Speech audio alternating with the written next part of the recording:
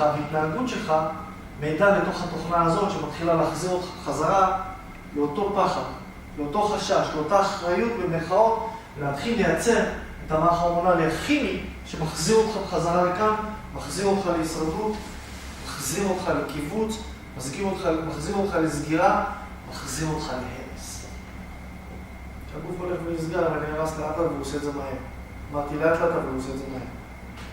ושאנחנו בהתפתחות, ושאנחנו יודעים שאנחנו לא חוששים, ואנחנו עושים סדר, ואנחנו לא נותנים דברים חיצוניים להשפיע לנו פנימה, אז המוח הקוונטי שלך, שלכם, מתחיל לעבוד, לקלוט את העולם אחרת ולראות אותו אחרת.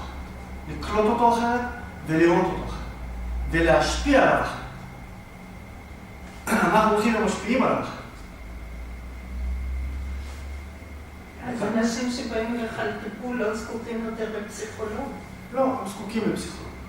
כי לי, בדרך כלל, מה שאני אעשה זה פסיכולוגיה מיידית, קצרת טווח מאוד, מהירה מאוד.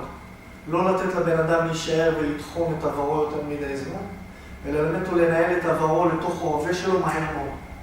והרבה פעמים אנחנו נצטרך פסיכולוג, בכדי שהוא ימשיך את הדרך הזאת יותר לעומק אחר כך עם המטופל. אז לכל אחד יש מקום. צריך לדעת לשלב את הדברים כמו שצריך. אבל לכל אחד יש מקום. אנחנו רק לוקחים פן חדש ברפואה. פן חדש שמאפשר לגוף להפסיק להישאר במקום הזה. ולהתחיל לנהל אותו מהמקום החדש שלו. זה לא חוכמה שלבן אדם יש גידול כלשהו, בגלל שהוא חרד 15 שנה וזה לקח 15 שנה להתפתח, ועושים לו כימו הקרנות, והוא חוזר לתוך החשיבה של ההישרדות, פחד, הגנה, התקפה, קנאה, שנאה, ואין סוף זעם, דברים אחרים וכעס. יכולים לצרוב אותו כמה שאתם רוצים, להרים אותו כמה שאתם רוצים. בסופו של דבר הוא חוזר לחשיבה הזאת, ייצר בדיוק אותו גידול שוב. אם לא באותו מקום, מקום אחר, כי התוכנה לא השתנתה. זה הבדל עצום. כשאנחנו לוקחים פה בן אדם, אנחנו מסתכלים עליו לעומק ולראות מה השורש שמביא אותו לאותה נקודה, ומשם עושים את הסדר בתוך המוח הנפלא שלך. רק בשיח עושים את הסדר? לא, רוב הטיפול הוא מגע, מאוד מאוד ספציפי, לפי תוכנית, מאוד ספציפי, והגוף מגיב לזה מאוד מאוד עוצמתי. אוקיי, אתה יכול להסביר על המגע הזה? כן, שאלה טובה, אם אפשר להסביר על המגע. אז זה נהדר. אז אני אקח אותך כמתנדבת, בואי שימי לך את המיל הזה כאן. כן, איזה כיף, רואה? בואו נלך קצת על המגע הזה כי זה חשוב. יש לנו פה יפעת, מקסימה. בואו תחביאו ביוטיוב. איזה כיף. כן? בטח, בטח. אם עוד מסכימה. איך שווה זה? תחשבי על זה. לא, אז אם את חושבת על אז זה. נחליט? אז אוקיי. אז היא מעדיפה שלו. אז זה בסדר. אז ככה. אם אנחנו מסתכלים, כשאלה שלך טובה, אנחנו מסתכלים על איך מגע בעצם יכול לשנות התנהגות של מוח, התנהגות של גוף. איך הוא יכול. אם אנחנו הולכים על 5 החושים שלנו, ראייה, היא יכולה לשנות את ההתנהגות של המוח שלנו? כן או לא? ישיר. ושמיעה? אוקיי, שמיעה, כן, אצלה. וריח? כן, וטעם. ומגע כאן, כן? זה יכול לשנות את כל הפעולות של המוח, נכון פרופסור? אבל יש עוד אזור שהוא האור על כלל הגוף. מה האיבר הכי גדול בגוף? האור שלנו בעין. האור שלנו בעין מבחינה אמבריונית, בהתהוות שלו, ההתהוות האמבריונית מתחלקת ל3. איברים פנימיים, שלד, מוח ואור. מוח ואור הולכים ביחד. מוח ואור הולכים ביחד. זאת אומרת שאנחנו יכולים להשפיע ישירות על המוח דרך מגע באור, בצורות מאוד מאוד ספציפיות. עם לחצים מאוד מאוד ספציפיים, כיוונים ספציפיים, טכניקה שלמה.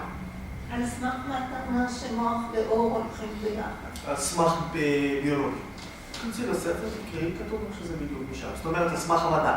המדע מחלק לנו את זה בצורה מאוד מאוד ספציפית, הוא מראה לנו איך כל חלק של המוח מחובר לאיזה חלקים מהצד האמבריוני של ההתפתחות שלנו, מהמקום הזה. ולכן, כשאנחנו מייצרים מגע המוח שלנו מתחיל להגיב, וכאן נכנס איזשהו סוד מקצועי שאנחנו נגלה לכם אותו. כן. העיניים שלכם שופטות כל מה שהן רואות. האוזניים שלכם שופטות כל מה שהן רואות. כן? הטעם שלכם, אני אוהבת את זה, לא אוהבת את זה, שופט הכל. נכון? החוש הבישול שלכם שופט הכל.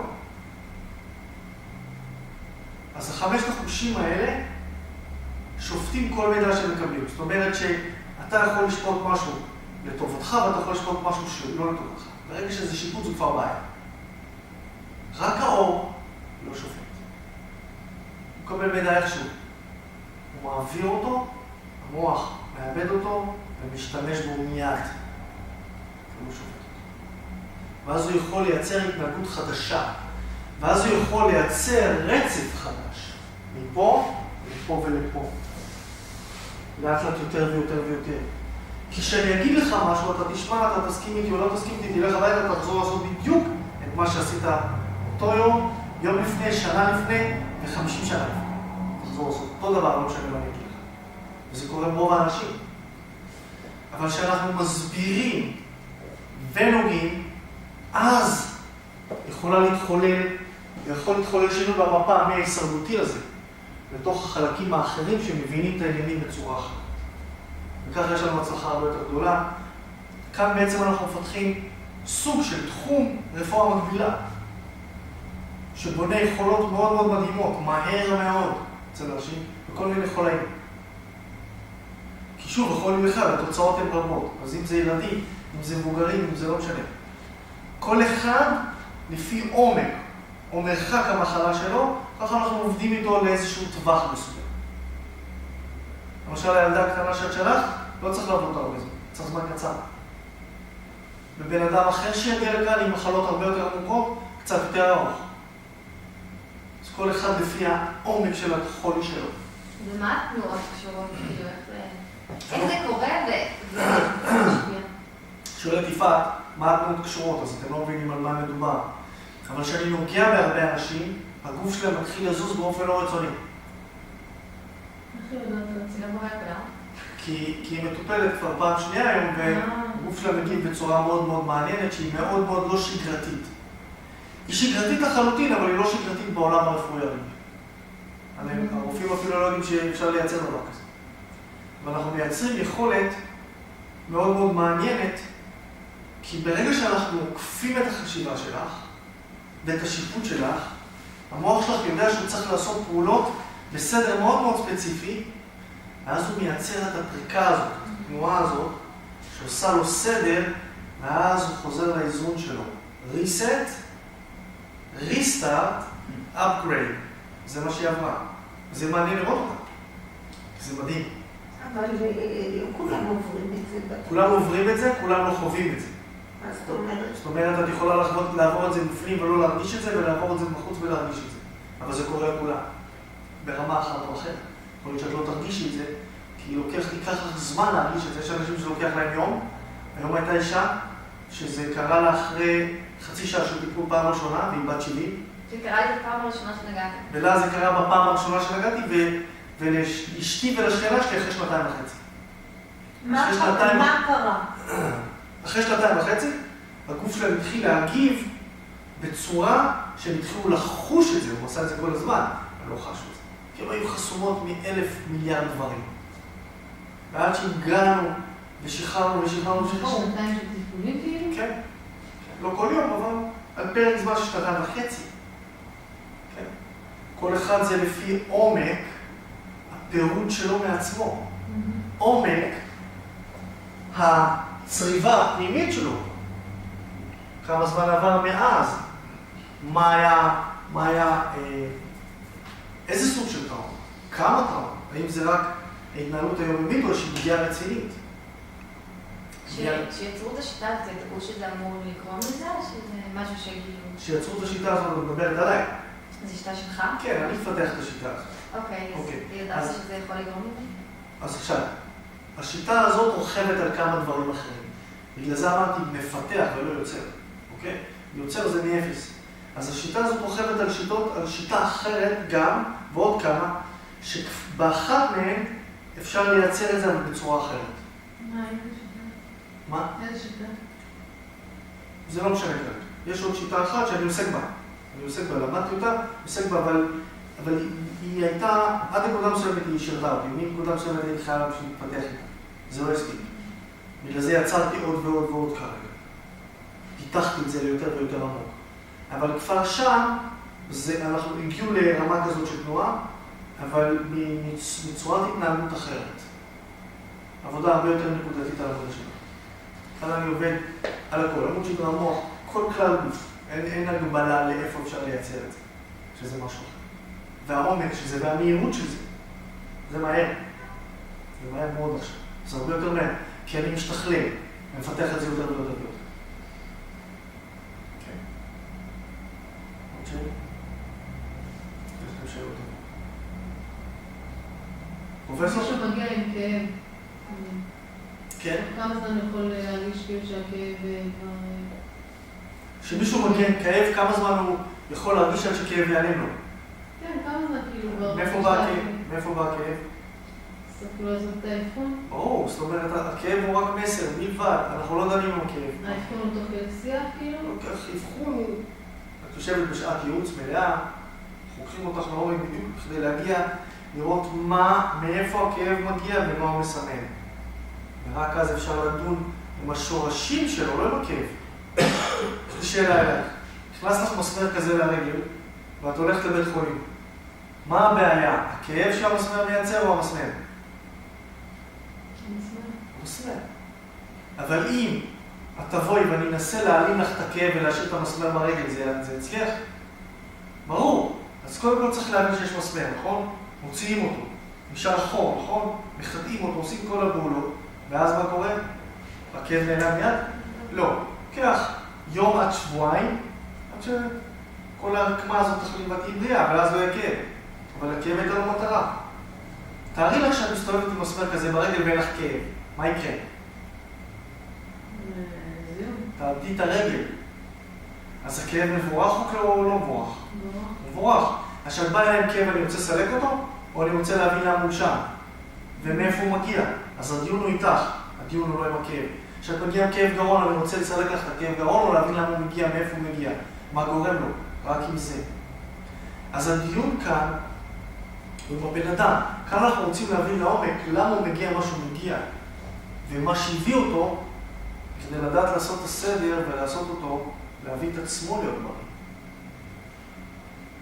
אז לעבוד עם השורש, ואז לעבוד עם יכולות מאוד מאוד משמעותיות, עם כלים משמעותיים, להתחיל לעשות סדר, אם זה בתוך המוח, ואם זה בתוך הגוף. מאוד משמעות. שאלה, איך התחילה השיטה הזאת? מאיפה זה הגיע? הגיע מארצות הברית, לא השיטה הזאת.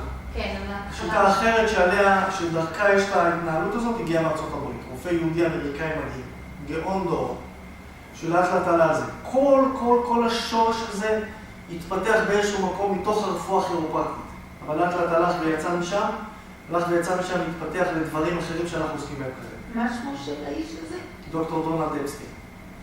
אז עכשיו, כי זה חשוב, כי יש לזה בסיס. גם הרפואה הרגילה, השטח שמתעסק עם כל הדבר הזה זה נורולוגיה, אבל אין לו אפליקציה. הנורולוגיה הרגילה של הרפואה אין אפליקציה. אפליקציה שזה ניתוח הכדור, זה אבוד. זה גרגר מתוך ערימת חול ענקית של יכולות. בעיה ענקית. נותנים את כל אחד כדור בגלל דבר מסוים, ולמה לא נותנים לשורש. היום היה פה בן אדם, יש לו כאבי ראש מעל 2 עשו לו הכל בראש, אין לו כלום בראש. הגענו היום לשתי מקומות שמייצרים לו את הכאב בראש, שמעל 2.5 טוחנים אותו עם זרקות וכדורים. מה זאת אומרת הגעתם לו? גם לא קורה לו לכאב. מגיעים, יודעים לעבוד, יודעים לחקור, יודעים להבין את הגוף, להשתמש בו בכדי להגיע לשם. הבנת את זה בשיחה או תוך כדי טיפול? שיחה ובדיקה. זה חשוב. אנחנו עכשיו מייצרים רפואה אחרת.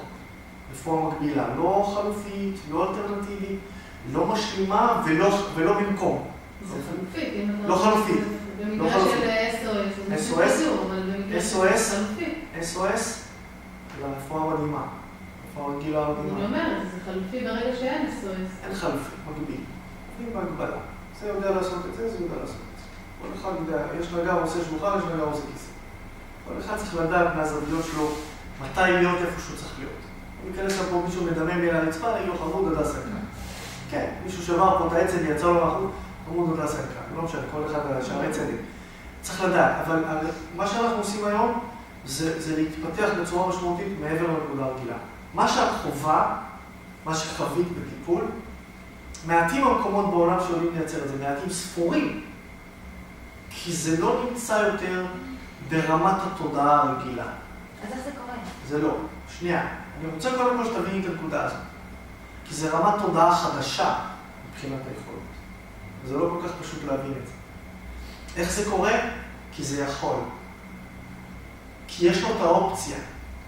ושיש לו את האופציה, במקום להיות מדוכא, במקום להיות מבולבל, במקום להיות חולה, במקום להיות כועס, במקום להיות לא בפוטנציאל, הוא יודע איך להגיע, אנחנו יודעים להביא אותך להגיע, את לא עושה את זה, אני לא עושה את זה.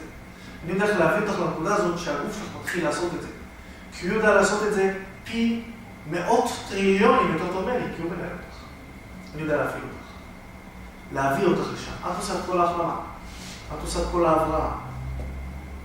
ובאיזה מקום בעולם טיפלו לך בצורה הזאת? שום מקום. כי זה דבר ואני גם לא אגיד למה באת לפה, אוקיי? אבל זה דבר שברגע שאת מתחילה להתנסות בו ולהתחיל להגיע לפוטנציאל העצום של המוח שלך, שהוא בלתי נתפס בכלל, או בלתי נתפס, אז בכל מקום שתהיי, ותהיי תחת לחצים, תחת פחדים, זה יתחיל לזוז פתאום? הגוף שלך ידע איך לפרק את זה, לפתור את זה, ולהביא אותך לאיזון מיידי, לעומת לאגור, להתפרק, לפתח מחלות. ולהיות במינימום פוטנציאל לעומת מקסימום פוטנציאל. זה מה שאנחנו עושים. ולא משנה הגיל, גם לא משנה העומק של המחלה, זה רק עניין של זמן. אז יש לנו אנשים שהם תינוקות והרבה יותר צעירים מהתינוקת שאת שלך, ויש אנשים שהם בוגרים יותר, ונמצאים גם בקהל וגם לא בקהל. זה לא משנה. זה כן ייקח יותר זמן. אני מנסה להעלות פה איזשהו... נראה איך זה ילך לי. אבל זה מה, זה טיפול כאילו לכל החיים, או שזה כאילו סדרה של, נגיד, אתה אומר עומק הבעיה, אז עד שתתפטר? זה מצחיק. אז אמרת פה דבר מאוד מאוד חשוב. את עושה פה משהו לכל החיים שלך. לא, אני עושה לכל החיים, שהשאלה שלי היא אחרת, אם אני כאילו אצטרך טיפולים, נגיד, אם שהוא בא לטיפול, זה... אוקיי, אז אני אגיד לך את הדבר הבא. התמכרות כזה, או שזה... מה זה התמכרות? לא נתפסת. אני אגיד לך את הדבר הבא. היה לך פעם אייפון S3? נניח. סמסונג. סמסונג הראשון שהיה לך, היה לך 6 ג'יגה. ושבא ה-12 ג'יגה, רצית אותו או לא רצית אותו? לא. אוקיי, אז רוב האנשים רוצים אותו. למה? כי ה-6 ג'יגה לא עושה מה שה-12 ג'יגה עושה. ה-12 ג'יגה עושה... מטיפול לטיפול אני מרגישה... משתדרגת. את בוחרת עד איזה רמת השתדרגות את רוצה להיות. אוקיי? אז יש לי ילדה שהיא בת 14 היום, והיא 15 שנה מטופלת. שמת לב בת כמה היא? היא בת 14, אבל היא 15 שנה מטופלת. איך יכול להיות? אבל איך יכול להיות? היא בת 14 ו-15 שנה מטופלת. מהרחם. בדיוק. ושהיא נולדה, אם אתם תראו את הביצועים שלה, לעומת ביצועים של כל אחד אחר, בגיל שלה, שמיים וארץ. בכל בחינה, זה לא משנה. גם כלפי האחים והאחיות שלה. הם קיבלו את זה בגיל יותר מאוחר, אבל היא כבר מההתחלה. יש לי שם ילדה משודרגת בצורה בלתי רגילה. גם שאר הילדים שלי. אבל היא, אני לא רוצה להגיד מול המצלמה המסוגלת לעשות, כי זה עוד ישים אותי בכלא. ביצועים פיזיים? מה? ביצועים פיזיים? גם פיזיים, גם מנטליים. גם מנטליים. קודם כל מנטליים. מהמנטליים זה הולך לפיזיים, אבל חוץ מזה הפיזיים של המדינים. הכל מהיר, הכל עכשיו, הכל במהירות, הכל נקלט מהר, הוא עושה מהר, יודע, מבין, לא בגיל שלו בכלל. 14 ולא 14. היא יכולה לנהוג גם ג'יפ, כך, שנייה, באיפה שתוצא. אני עושה את זה כבר בגיל 7. כי, מה הבעיה? מה הבעיה? רק לא מגיע לפדלים, אז המלאכה עכשיו מגיעה כבר. זה לא עניין, זה לא עניין של רישיון, זה עניין של יכולת מהירה מאוד, לא משנה במה. כי זה, היא כבר לא עובדת מפה. אני לא יודעת מה זה, שזה בא לה לפה אומר, נראה לכם? עכשיו ריקה, זה מה שהיא עושה. היא עושה את זה מהר אוטומטי. עכשיו, כשהיא צריכה טיפול, היא אומרת לי, אבא, אני צריכה. אז טיפול זה מגע אחד, כי היא כבר מסיע בשדרוג, אבל היא יודעת שעכשיו היא צריכה איזושהי קפיצת מדרגה. עושים לה את זה, מגע של 5 שניות. היא יודעת. היא כבר לא מחכה להיות חולה. זה רפואה. כן, היא יודעת כבר, היא לא מחכה להיות חולה. אנחנו לא מחכים לאסון עלינו, בכדי להבין שאנחנו בתקלה. אנחנו יודעים את זה כבר מהר מאוד, אנחנו גם לא יודעים את זה להתרחש לאט. ככל שאנחנו משודרגים יותר, אנחנו לא מאפשרים את זה להתרחש יותר. אנחנו מונעים את זה, אנחנו יודעים לעצור את זה לבד. כי אנחנו מכוונים, לא זה מכוון. כשאנחנו נמצאים בעולם שמכוון אותנו, אנחנו כל הזמן תלויים במזל. אבל כשאנחנו נמצאים בעולם שאנחנו מכוונים אותו, אנחנו מכוונים אותו כל הזמן. לעתים רחוקות מאוד אנחנו לא מכוונים. 3 דברים, אני אחזור עליהם, שהמים, מים וכדור והאדמה, לכולנו זה אותו דבר. כל השאר זה רק עניין של תרגום. איך אנחנו מתרגימים? איך אנחנו מתרגמים אותם ומאיפה אנחנו מתרגמים אותם? מפה ומפה או מפה? עכשיו, אגב, להיות פה זה נהדר.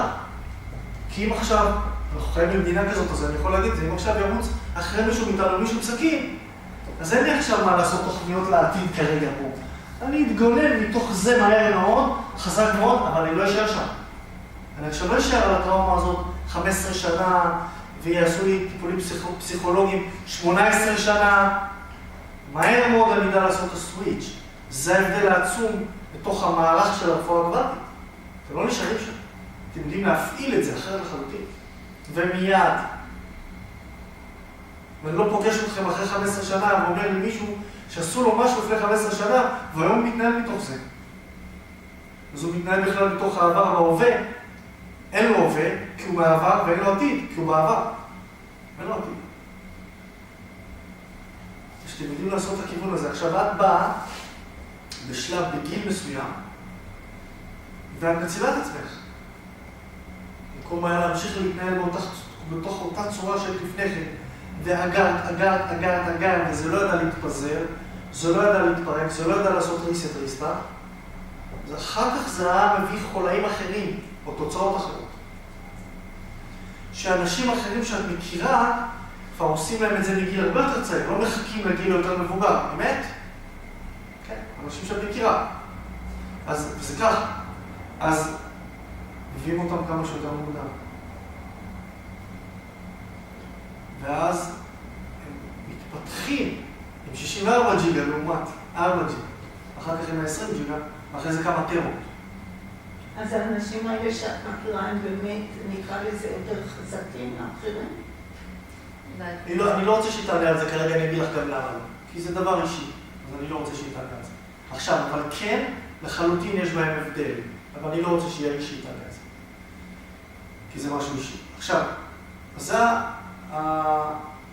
זאת בעצם החשיבות של מה שאנחנו עושים.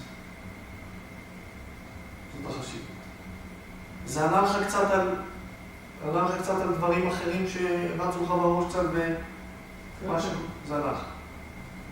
שאלה אחרונה למישהו? פרופסור? יודעים שיש לנו פה יש לנו פה פרופסור לפיזיקה. כבוד לנו. כן, כבוד לנו. שהוא בקהל שלנו. אז תודה רבה לכם. תודה רבה. תודה רבה.